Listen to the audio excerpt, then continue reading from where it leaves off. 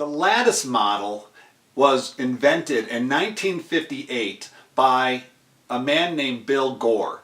Bill Gore is the founder of W.L. Gore and Associates, and most people know the name Gore by one of his inventions, which was Gore-Tex, which has been used to make everything from clothing that we wear to tents to parachutes and other items that we use on a near daily basis. The lattice model is in contrast to the more popular hierarchical model that we see in most businesses.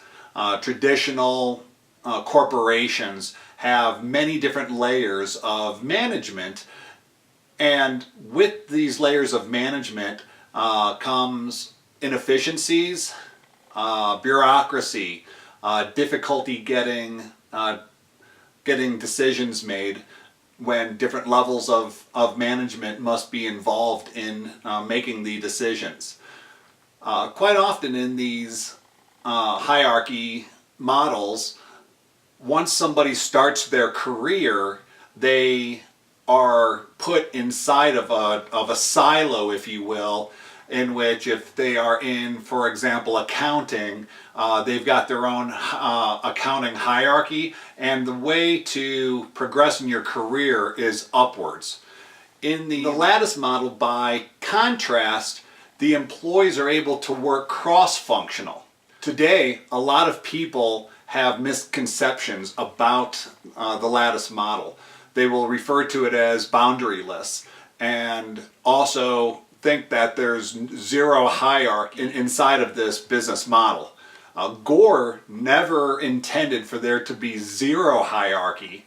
He intended there to still be some sort of strong hand at the helm, as he referred to it, in which if there is a very difficult and controversial decision to be made, he knew that getting overall consensus was very, very difficult, and somebody would have to make those decisions. Also, he knew that most people probably shouldn't be setting their own salary, and so those types of decisions inside of the company would need somebody of authority to make, which everybody does not have the ability to make. When Gore created the lattice model, it was not 100% without hierarchy, but he had 4 principles that he believed were key to the lattice model and that success. And that success has won W.L. Gore and Associates a Best Places to Work in America since that list was created in 1984. They have been on that list. They're one of only 3 companies in the entire United States who has been on that list every year since it began. His 4 principles were: 1, associates have the freedom to assist others and help them just as well as they are working to do things that matter to their particular job. So they're not just supposed to be focused on their own job at hand, they have the freedom to go out and help others. Number 2 is showing fairness to everybody, regardless of how long somebody has been with the company, their age, their race, their gender, sexual preference, religion. You treat everybody fair and respect what they have to say, even if they're brand new. That's the second principle that Gore had in mind when he started W.L. Gore and Associates. The third principle was to make and stick to one's own commitments. One does not need to wait to be told to do something before they take action. Taking initiative on their own is key to the lattice model. And if somebody is used to working in an environment in which they only do what they're told to do, this might not be the ideal environment for them. And the fourth is whenever there's a very, very critical decision to be made, something that Gore called a waterline situation, in which whatever result came out of it could pull the company down below the waterline or raise it up. If there was such a key decision to be made, that would require consensus across several other leaders in the company. The leadership is not awarded in the sense of somebody receiving a promotion like in most traditional hierarchies. Leadership is earned, and how somebody is measured by the strength of their leadership and what kind of leader they are is simply by their followership. And the amount of people who are following and joining the different projects and volunteering for the projects of these people who come up with these people who come up with an idea, that is how a leader is identified.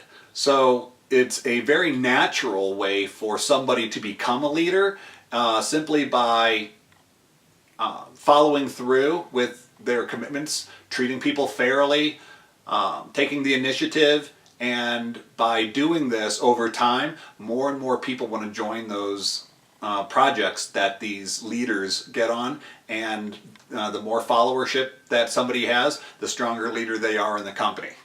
Contrasting this to what most of us have been used to is a hierarchical model. Now, in my earlier life, I used to work for a very large insurance company out of New York City.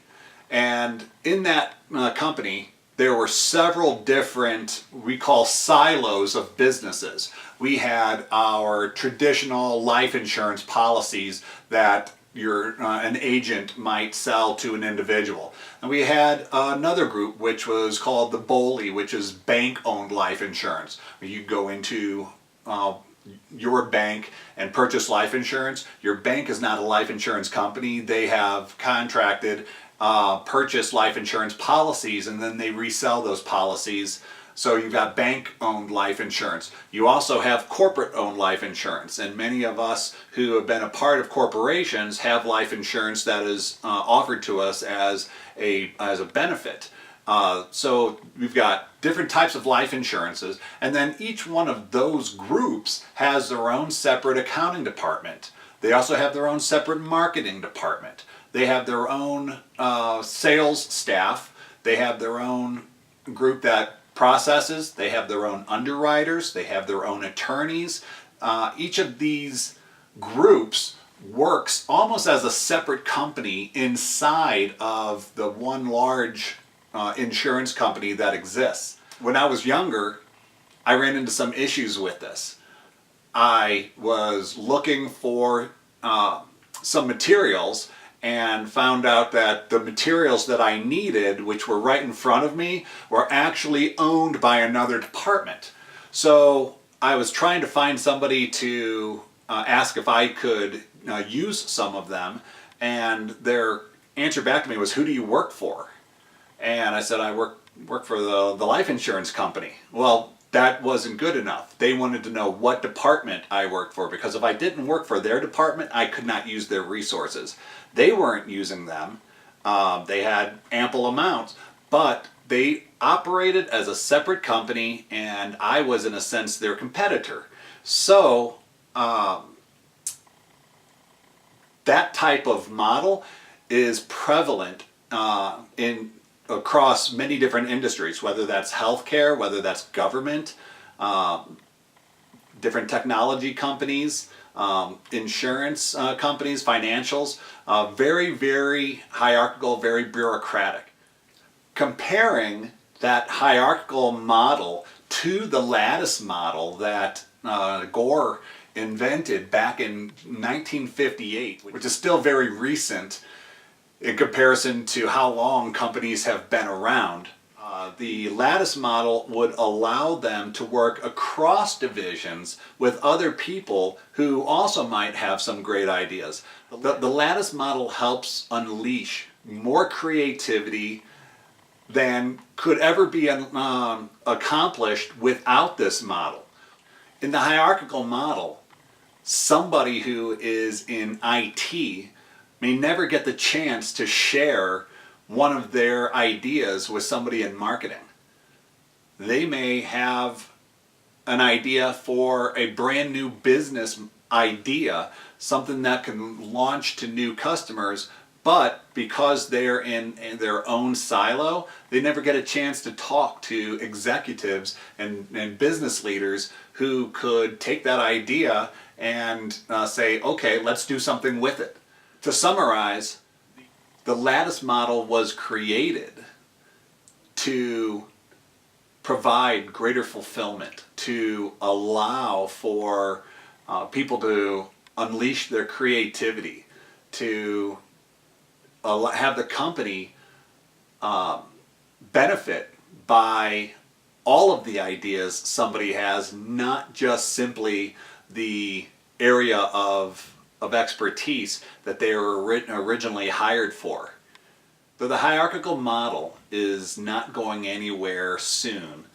There's just so many companies that follow that, and there's so many people who are working in that environment who are protective of their role and their jobs, that to change that model to one where everybody has the freedom to make their own decisions and work across functions, that's going to take a very long time to change.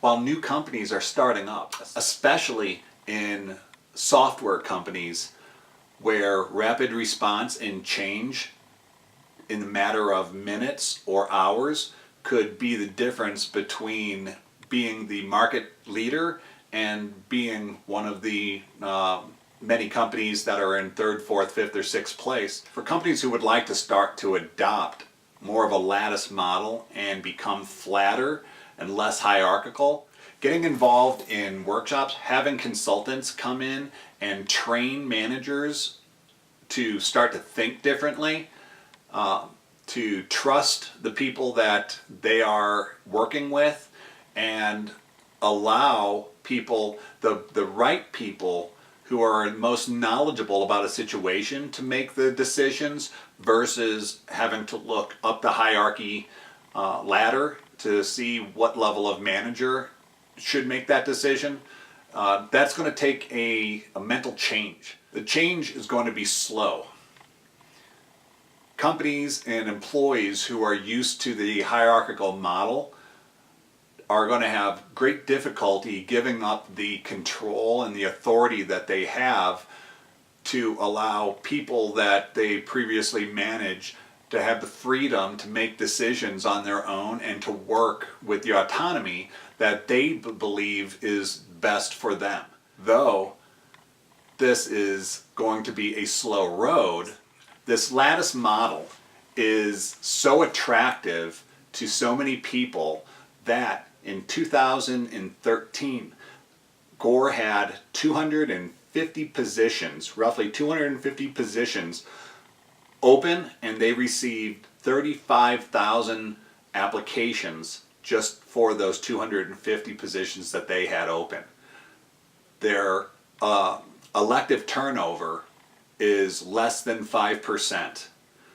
The awards that they win, the happiness that the employees have working there, people want to have the freedom to make their own decisions, to live their life, to get involved, to have opinions in areas, and by following through with what they believe and how hard they want to work, they gain followers. This makes the natural leaders rise to the top. And that's why I believe this lattice model is something that is only going to grow in popularity, and we're going to see more and more companies trusting their employees than currently and in the past has existed inside of the hierarchical model. Thank you very much.